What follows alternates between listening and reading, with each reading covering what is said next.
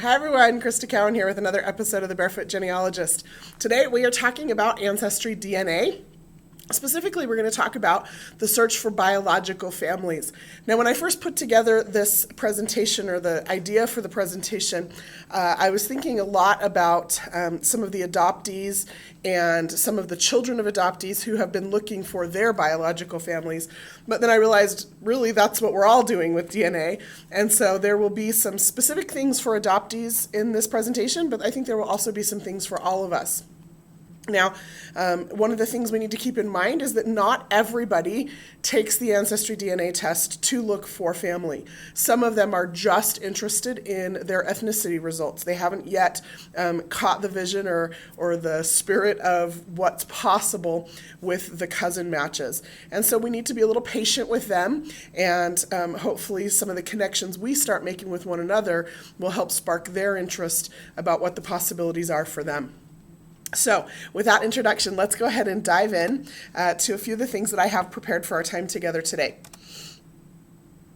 Let's start with just a basic piece of information that I hope you all understand the significance of or the importance of, which is if you have taken an AncestryDNA test, you need to have it attached to a tree. Excuse me. Whether your tree is public or private is a discussion for another day, but at least have it attached to a tree of some kind. That's going to help you, and it's going to help your matches make connections. One of the things that I have noticed is that when I'm viewing my DNA results, and let me actually just come over here and pull up an example. I maybe should have had this ready to go. If I pull up a list of my DNA results, let's go into my dad's matches here. One of the things that you're going to see, and that you probably see in the list of your own matches, is that some people have very large trees and some people have no tree at all, right? No family tree. 3 people in this tree, right? No family tree. And yet the reality is that my little anecdotal information is that about half of the time when I click through to view one of these people who say they have no family tree, they actually do, they just have not yet attached it to their DNA results. Okay, so if you have a suspicion that you might be one of those people, what you need to do is just go into your settings and make sure that you have linked your tree, not just your tree, but you, the person who took the test, needs to be linked to that DNA test, to that tree, okay? And so that way, again, it helps, and it doesn't matter. It doesn't matter if your tree is 100% accurate, which, by the way, I'm fairly certain no one's is. It doesn't matter if your tree is large or small. It doesn't matter if your tree is public or private. Attach your tree, because that's going to enable yourself and others to utilize not just the hinting feature, but also the surname search feature. And that becomes really critical for us to make some of these connections.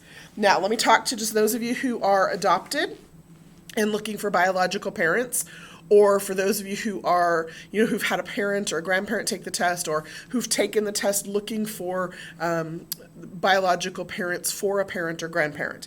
If anybody in your first 3 generations or so was adopted, some of you may say, well, but I can't create a tree. I don't have a tree. That's the whole point. It's the whole reason I took the test.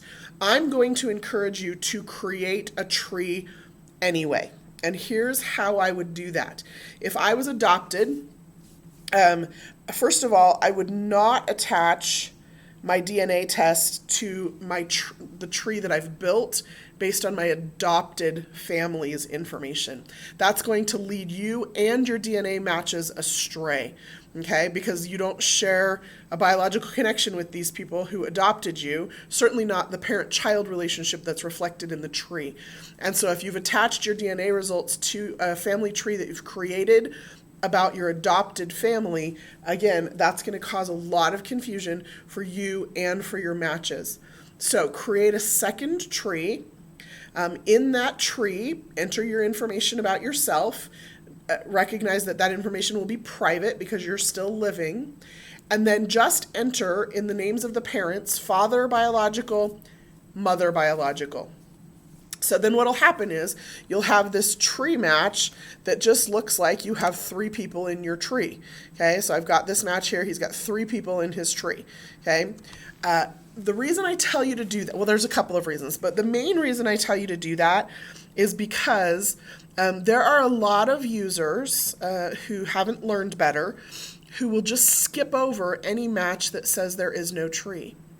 And if you're really anxious or really purposeful about trying to locate your biological family, you don't want to be skipped over. And so that reduces the chances of you being skipped over. Now, you'll have this really small tree, and maybe people will look at it, and if they see the words father biological, mother biological listed as the parents' names, they might be more inclined to help you in your search. I know that I certainly have been with the few adoptee cousins that I have found on my DNA matches, and I've been working with them now to help them. And so it's just a way for those of you, again, for those of you who are adopted or who have parents or grandparents who were adopted, just add those words, father biological, mother biological, into the parent spaces so that it's an alert to anybody who looks at your tree that you are specifically looking for your immediate biological family. And so that hopefully they'll be willing to work with you. Now let's talk about DNA matches and how cousins work. And I think we've talked about this before, but there still seems to be a little bit of confusion about it, and I always need a reminder. So I made this chart. I love this chart. It helps me understand what exactly it means to be a cousin to somebody and what the possibilities are for my connection with that person. So, for example, I lost my cursor. There we go. A first cousin means you have a common grandparent and you have 4 grandparents, okay? If somebody is your second cousin, it means you have a common great-grandparent and you have 8 of those, okay? Third cousins have common great-great-grandparents. You have 16 of those, and so on down the line. Now, most of us do not have very many third cousins or closer, okay? Which is unfortunate because most of us know all 16 of our great-great-grandparents. It's when we start getting into that 4th cousin range where we have lots of DNA matches, and it's also where some of us start losing some of the information about people in our tree. Okay, so let me just give you a different visual representation of this. Let me go to my tree. So this is my grandfather here. Let me make this just a smidge bigger. Okay, this is my grandfather here.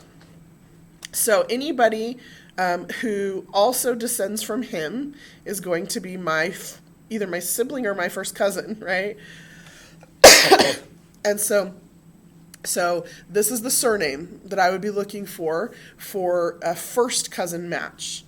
Then if I go back one more generation, these are going to be the ancestors of my second cousins, my third cousins, and my 4th cousins. And now if you look in this generation, look what's happened. I have a giant hole right here in this generation. This is a very, very, very big brick wall for me. This John O'Brien fellow who was never consistent about anything he reported about himself or his parentage. And so I have not yet discovered who his parents are. And so if I have a 4th cousin match on this line, I probably won't be able to make that connection unless I do a little bit more work or start doing some triangulation of some of those cousins and see if we can figure out that we all come from the same time or time period and place, and then we can work together to figure out who these parents are. Maybe one of them knows. Maybe one of them's already identified who those parents are, and I just haven't yet. Okay, so that's kind of the math problem that we're dealing with here, which is by the time I get to my 3rd great-grandparents, I only know 30 of them because that John O'Brien, his parents are, I don't know who they are. By the time I get to my 4th great-grandparents, I've lost even more, and as I get all the way up here to my 8th cousins, which is usually about the outer range of DNA matches, I probably know only about half of the 512 7th great-grandparents that should show up in my tree. So I have some holes. Those people who match me have some holes, and sometimes the connection the biological connection falls in those holes. And so it's just a place where we can work together, okay? So here is one of the tools that I've devised or that I've created for myself to work with both my own matches and to help some of these adoptee cousins that I have work with their matches to see if we can make some of those connections. I have created my own surname list. And so what that means is that if somebody shows up on my list as a third cousin, I have a list of names that I can send them so that they don't have to troll their way through my tree. If they, if I'm feeling generous, they could create the list themselves, but I've just got it handy, and so it's just as easy to message it to them. So I've created this list of surnames based on the generation or the degree of cousinship, okay? So here are the 4 surnames, for example, that if anybody is my first cousin, they're going to have 1, probably 2 of these surnames in their tree, okay? If they're my second cousin, they're going to have all 4 of these, and maybe they're going to have one of these or one of these in their tree, right? So I've just taken the 4 grandparents, and now I've got 4 more great-grandparents, okay, for a total of 8. Then, if they're my third cousin, I've got a list of 8 additional surnames. So I've got a list here of 8 additional surnames. So I've got the original 8 and then 8 more for a total of 16. Now, if they're my fourth cousin, they're going to have one of these surnames then here on this entire page. And you'll notice, again, if you were to count, I only know 30 of them. Okay, and so that's what's going to show up on the list. I don't know all 32 of my great-great-great-grandparents. And so this is the list, or the surname list, that I send to my matches when they communicate with me, so that we can start to search our matches for surnames that we might have in common. Now, I've done this in a spreadsheet just to keep, because I don't live my life in PowerPoint. I've done it in a spreadsheet so that I can kind of keep track. So I just made column headings here: first, second, third, fourth, fifth, sixth, seventh, eighth cousins. Remember, eighth cousins is kind of that outset of DNA matching. And then I've just listed the surnames that are unique to that generation. So it's cumulative, and I hope I've explained that clearly, right? These are the first cousin possibilities. These plus these are the second cousin possibilities. These plus these and these are the third cousin possibilities. Okay, that's how it works. So I've just added the unique surnames that show up in that generation, and then send them a copy of that entire list. Now, again, theoretically, if you had all your research done, is there even such a thing? This number would double every generation. So I've got 4 grandparents, 8 great-grandparents, 16 great-greats, right? So there should be double the number of names in each generation. But there's not just because I lose people, like with my O'Brien family, but also because of intermarriage. So I have, for example, a Jones family here, who in this generation, he married a second cousin. So I didn't retype the name Jones just because that was his wife's name as well. Her maiden name and her married name are the same name. I just left it off the list. So again, what I'm creating here is a list of unique surnames that show up in each generation in my family tree. And the way I created this list is I just went through my tree. So here's my grandfather, okay? I put his name in the first cousins column. I put this surname in the second cousins column, unique names from here in the third cousins column, fourth, fifth, okay? Then I extended it back a couple generations, did sixth, seventh, and eighth. Then I went to my other grandmother. I went through all 4 of my grandparents and did a similar exercise. So I was able to create this list. Having this surname list is not just useful to send to my cousins, it's also very useful for me to start to sort through some of my own matches. So one of the features that I think is being underutilized on AncestryDNA is the surname search. So when I come here and to look at my dad's matches, I have this search matches button here. And I can come here and I can say, you know what, I want to see every one of my matches. Now he has 163 pages of matches. At 50 matches a page, that's a ton, right? And so I want to filter this list. I want to see anybody in my tree who has a Mulliner in their tree. And so, or anybody in my matches. And so I can see there's myself and my grandma. That makes sense, right? But then I end up with all these fourth cousin matches who also have Mulliners in their tree. And if I scroll down here, I have some distant cousin matches who also have Mulliners in their tree, and I'm able to make those connections because they have those people in their tree. And then I'll just work my way through that surname list, right? So, how many people have a Cowan in their tree?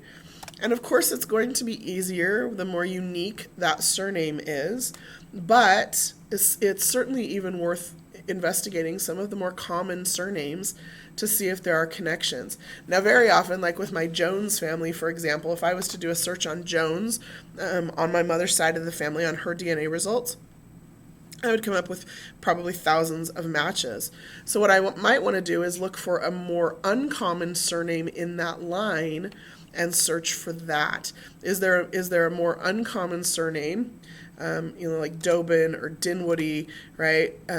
Maybe even Love. Is there a less common surname in that same line that I might be able to narrow in or focus in on to help filter through some of those more common surname matches? And I've got them all. I've got Smith and Jones and Kelly and Williams. I mean, every possible common surname, I think, out of the top 5 or 10, I've probably got on my list. So I understand that gets a little bit frustrating, but like I said, I'll focus oftentimes on those less common surnames, like my own maiden name, for example, in order to make some of those connections. And then I can just go through these matches one at a time, and you can see I've still got blue dots, so I haven't been through all of them yet, to see if I can discover the connection. And then what I do, this is how I've chosen to approach my research. I do a couple of things. One is I send a message to the person to let them know that I figured out the connection. See, this woman only had 82 people in her tree. This gentleman only had 82 people in his tree. There is no leaf hint, which means we did not have a common ancestor. But I was able to identify it because there was an actual Cowan descendant who was in his tree. And so I just make a note that what the actual relationship is and who the common ancestors are. And then I star that. I star things that I put notes on so that I can quickly filter to those when I want to review some of that. And then I would send a message to this person and just say, you know what, here is who our common ancestor is. Here's some of the, you can look at my tree for additional research. And, I'd love to know more about who shows up on your match list who also has this surname. That's going to start to be important when we start doing what we call triangulation, where you can start to see that you have cousin matches and they have cousin matches, and some of those matches you're going to have in common and some of them you're not, even on the same surname lines. And that has to do with just the random inheritance of DNA. So let me just kind of wrap up with this concept. Some of you have had siblings tested. And what you may have discovered as you've been comparing your matches to the matches of your sibling is that probably between 70 and 80% of them overlap. You will have about 70 to 80% of your matches in common. But about 20% or so of those matches are going to be unique to each of you. And that's because you did not inherit everything from both of your parents. You each inherited 50% of your DNA from your father and 50% of your DNA from your mother, but you did not inherit the exact same 50% that your brother did or that your sister did. And so some of those matches will be in common and some of them will be unique, which just means you don't share DNA with that cousin, but you do share common ancestry with that cousin. And so the more siblings or the more people in older generations you can get tested in your family, the more connections you're going to start to make. Now, of course, that does not work really well for those of you who are adopted and are looking for some of that biological family. And so for you, one of the suggestions that I would make is to send out as many messages as possible to anybody that shows up. Well, obviously in that first or second cousin range, most of you are going to be dealing with third and fourth cousins to make some of these connections. And ask them to share surname lists, and then start creating. I've been creating spreadsheets, so I'll just show you a couple of examples of some of the things that I've been doing. And I've tried to make these a little generic so that I didn't give away any privacy information about these particular people that I'm working with. But in this case, we have two somebodies who are adopted, and it turns out that they are second cousins to one another. And so I just made a little chart showing that information. So user number 1 obviously is related to himself, but he is a second cousin to user number 2. And then we have a third user who showed up on both of their lists as a third cousin to user number 1 and a second cousin to user number 2. And so I added that person and started looking at their matches and started, communicating with them about who shows up on their list. And the point is that we're talking to each of these users, trying to figure out what information they have in common. These two people, both adopted, don't know who their biological family is. This person has a pretty good family tree. And so we started looking at some of the common surnames in the trees of some of these matches, and we're getting closer to identifying potential candidates for the parents and grandparents of these two users here. Another example, this is actually somebody who is related to me, who is an adoptee. So the adoptee, turns out, came back as a cousin match to my father and to myself. I think it was a third cousin match to my father and a fourth cousin match to myself, which makes sense. And so we started looking for other commonalities between this adoptee and some of these other cousin matches that we had in common. And then we started looking for, again, what some of those common surnames were with some of those families. Because of some of the additional research that we've done into the matches of this adoptee, we're fairly certain that we have identified who his third great-grandfather is. Even though we haven't identified who his parents are, or even which side of the family this third great-grandfather is from, we're fairly certain we've identified who his third great-grandfather is because of the number of his matches that also have this person in his tree and the way in which they all connect.